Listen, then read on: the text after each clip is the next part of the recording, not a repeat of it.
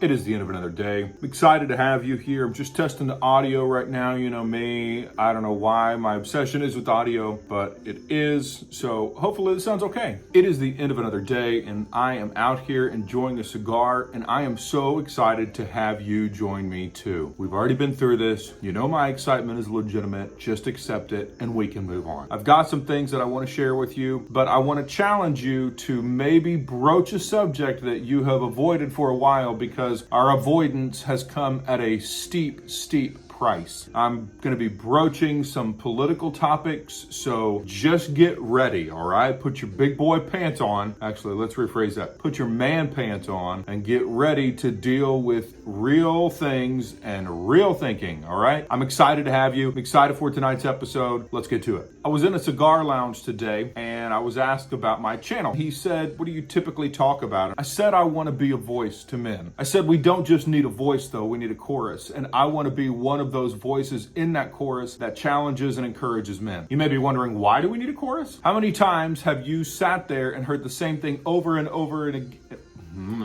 How many times have you heard the same thing over and over again before you actually act on it? That is why I believe that we need a chorus, and why I will stand up and gladly add my voice to that chorus to encourage and challenge men. Last night was the GOP debate. I don't know if you follow politics or not, but it happened. Another little thing happened as well. Trump decided not to go to the GOP debate, understandably so. He doesn't necessarily need to. He already has enough support from his supporters to avoid it, but he also did something rather unique. If you did not know, he sat down with Tucker Carlson and they did an interview that was released on X, formerly known as Twitter. Kind of feels a little bit like the artist formerly known as Twitter. Now it's just going by a symbol. X is the symbol, right?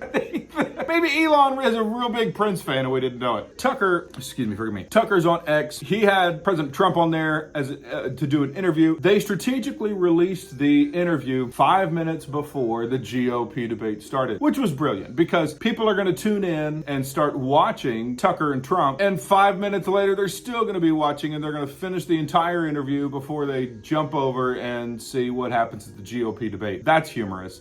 That's really good, strategic, subterfuge, whatever you want to call it. But you have to admit, that's pretty humorous. The fact that Tucker wanted to stick it to Fox and probably got better ratings. He was at 76 million last night. It was pretty funny. There was a candidate on the GOP debate that I've actually become very passionate about just the message that he's sending, and that is Vivek Ramaswamy. If you have not heard of his name before, you may have heard of it now since last night, but before you may not have known who he was. I first heard him when Tucker Carlson actually interviewed him at the Blaze Summit about a month ago is when I saw the video, and his answers to Tucker were unique, very different. They stood out because it was speaking truth in a way that other politicians weren't necessarily speaking at the Blaze Summit. I've watched several of his interviews since the Blaze Summit. Again, like I said, I really appreciated what he had to say at that interview, and I wanted to see how he continued to narrate his vision for his presidency. And my summation of his goal is to bring identity and purpose back to a nation and a generation who have been lost, depressed, and hopeless, to wrestle the direction of our country from the hands of woke leadership that is destroying our society, to show that a leader is supposed to do more than just be against things. He is supposed to lead in what he is for. That sounded new to me. It's been so much of the same old, we're against this, we're against that. We're going to only focus on having digs at the other candidate, bash what they've done, and sprinkle a little fluffy things around on how we're going to improve a little bit. He's going right to the heart of the matter. It's wrong, and we need to stand up. And here's how we need to stand up, why we need to stand up. He's got some significant bullet points on his website of what he puts out as bold statements that this is clear, this is what I stand for. I encourage you to look at him and educate yourself on him as a candidate. He said that he feels there is a spirit in our country today that is reminiscent of the American Revolution, and I couldn't agree more. I began to feel that same stirring about 2 years ago when I felt like there was this major overthrow. Then this past December, I began to feel such a strong stirring that I actually started to read some of the old Sons of Liberty from the American Revolution, their documents, believing that I needed to know what was that spirit, how did they they do what they did because I may be called upon to lead a similar type of revolution. Then this past spring, as I started to share my thoughts with other men, I started to realize that I was not alone in this feeling, that this stirring was happening not just in me, but that there was a greater movement in the hearts of the men around this country than what I had given them credit for. The swell that I'd been feeling came to a head when I heard Vivek say the exact same thing. A presidential candidate speaking the very thing that had been stirring within me for over 2 years. It has been like a fire shut up in my bones. I don't know that it will be, and I'm not advocating for a violent revolution, but I do know that a revolution is coming.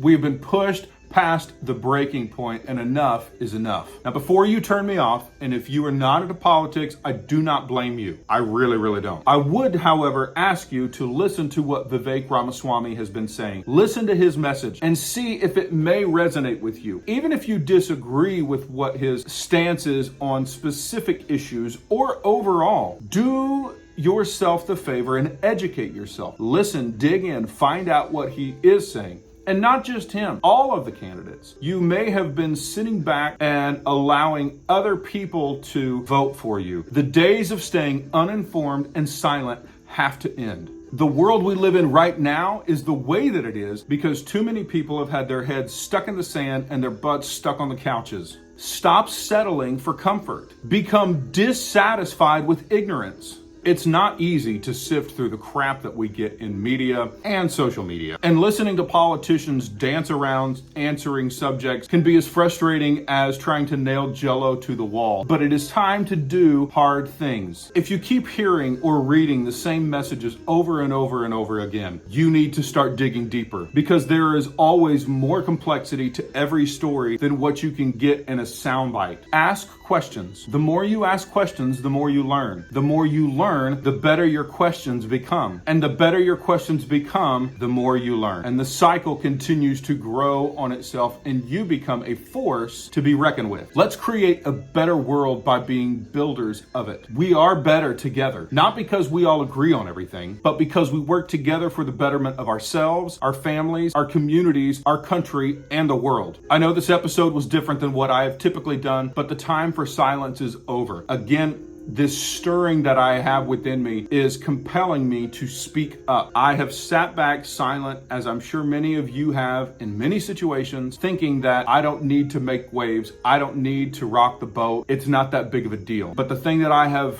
felt pushing me to that edge of discomfort and over the edge and to the point of actually speaking up on things like this is that I can no longer sit back and accept the world that I see and do nothing. And I want you to do the same thing. I know that we won't agree on everything. There may be more that we disagree with than what we agree on, but there are things that we agree on. And ultimately, the only way that we can come to a better resolution is through communication, not through silence, not through just attacking and canceling somebody because we don't like what they say or because they say something that is politically unacceptable. No, stop canceling people. People do not deserve to be canceled. Well, I appreciate you joining me tonight. I hope that I pushed you out of the couch. I hope that I pushed you to pull your head out of the sand, to get your butt off the couch and start doing something. If it's just reading up on somebody, even if it's just Vivek Ramaswamy and you come back and go, that guy's terrible. Great. Tell me what you didn't like about him. I would love to have a conversation about what you're passionate about. What are you looking for? What is the candidate that you found that lines up more with what you believe in and what you support? That's my goal for this evening. Thank you so much for joining me. I really am glad that you took the time to watch this video. If you are not a subscriber yet, I would love if you would consider subscribing. If you liked the content, give me a thumbs up. If you didn't, give me the thumbs down. I've been getting thumbs up and thumbs down all over the place. I am thankful for the interaction, and add your comments there too, please. I would love to hear from you. Like I said, I know that we will grow as we communicate together, and that comes from speaking up. Thank you so much for joining me. If you are in the Lebanon area and would like to join me face to face, I would love to share a cigar with you and change the world.